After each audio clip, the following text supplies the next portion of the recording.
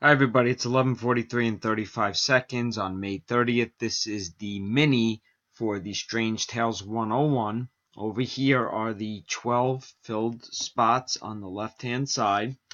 Now, as it was explained in the post, whoever comes in first place is going to get the first 4 available open spots in the main.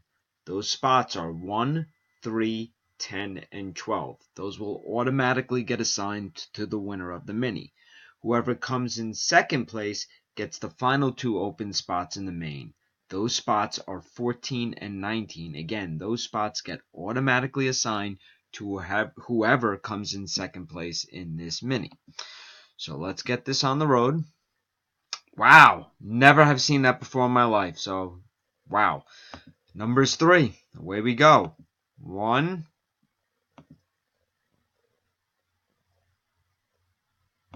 2, final 1. 3, Ian McVinney gets the first 4 available spots, and Barney Stars gets the final 2 spots. Time is 11:44 and 45